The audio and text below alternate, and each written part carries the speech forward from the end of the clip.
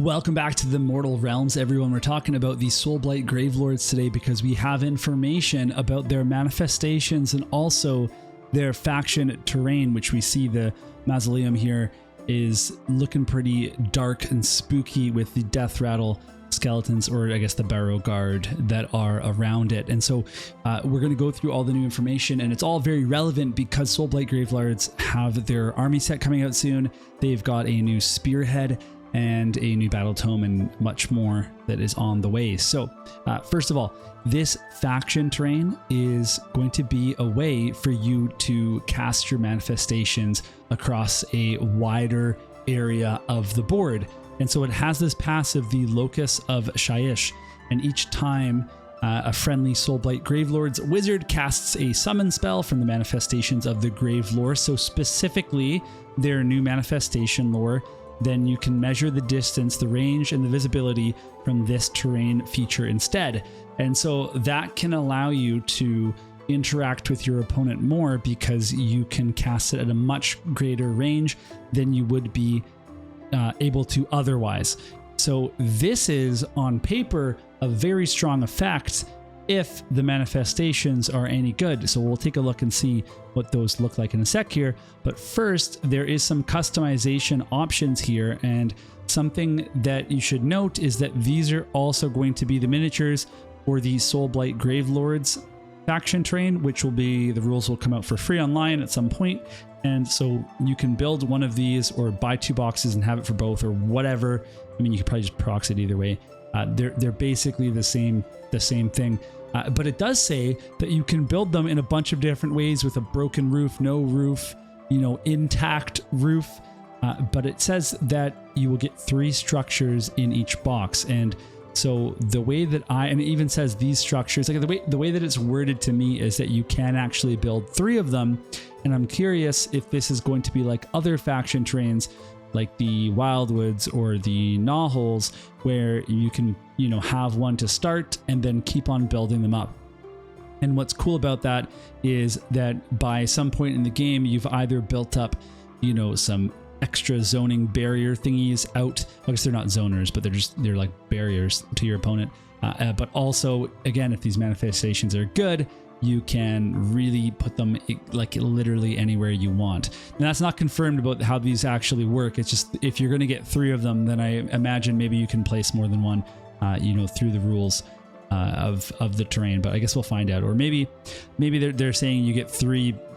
I don't know. The way it sounds like you're going to be able to build 3 of these little buildings. Okay, cool. So now we can talk about the manifestations, and they look incredible. So you can see them all on the screen right now. We have a swarm of bats, and there's 2 different pieces for those.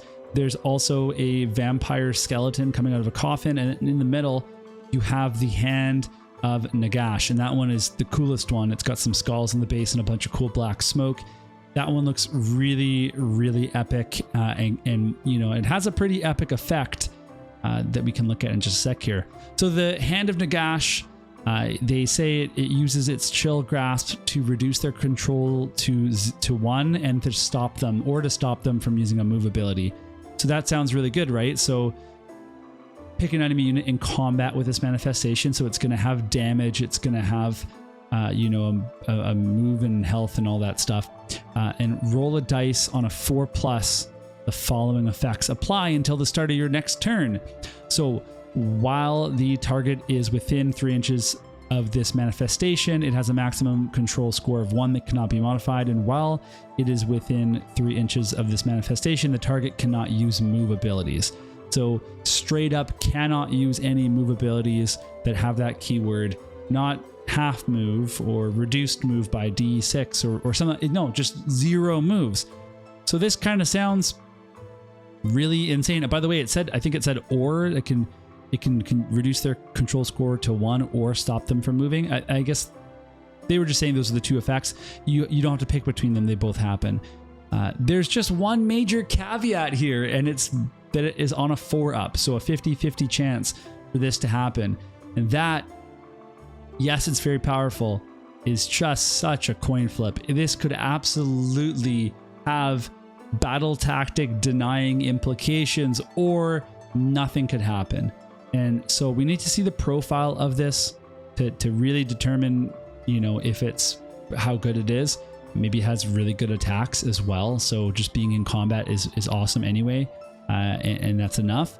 But yeah, I don't know, like this is a really interesting manifestation, but the 4-up is such a pain. And I know people are pretty annoyed by, you know, having to roll a dice to see if anything happens and not just getting to use abilities. So the jury's still out on this one.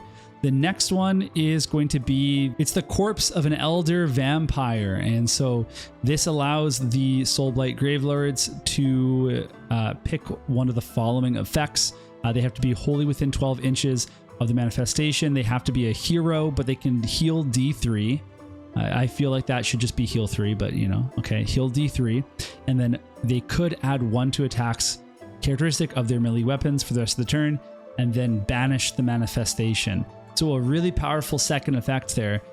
I think that, you know, this is actually pretty good. I saw some people saying like, oh, you know, they already have so much healing. Well, like it's around, it heals, and then it's there for that pivotal turn. There's plenty of other factions that have add 1 to your attacks characteristic, and that's a significant buff. Now, of course, that typically goes on to a unit, which could be a reinforced unit. And in this case, it's just going on to a hero. But if you have a pretty epic hero and they're all ready to slam somebody, then this can actually be pretty powerful. And then you could even resummon it exactly where you need it to make sure people are within 12, because you're summoning it from the faction terrain.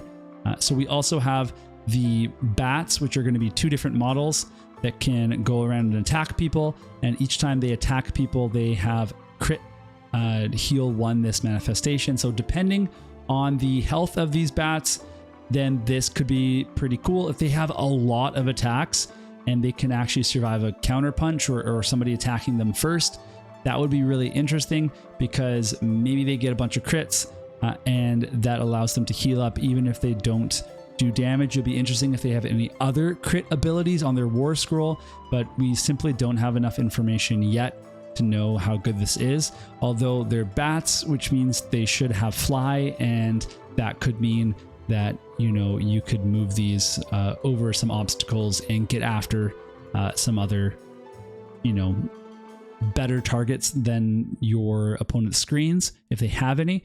So some interesting implications here for Soulblight Gravelords. At a glance, are these rules better than anything that you would see in the default manifestations?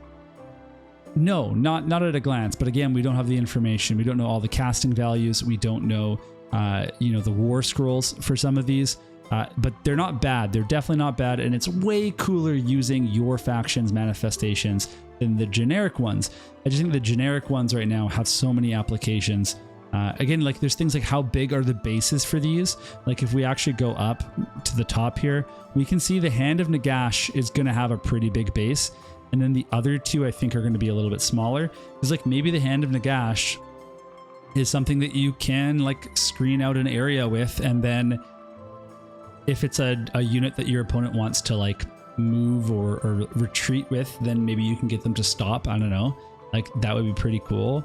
But otherwise, like you might just take Forbidden Power to put the bridge somewhere, or you might take Morbid Conjuration just because it's got a lot of good stuff. So I also should mention that I'm not incredibly familiar with Soulblight Gravelords, so I don't know the number of casts that you would typically bring, and so how much you're actually using manifestations, or how they rate within the spell lore and what you use first, or what's more important. But I guess it depends on the army, the player, and their style, and so I'm sure these are going to find a home, and they're probably better than I'm billing them to be once we see everything. But until we do, it's hard to imagine.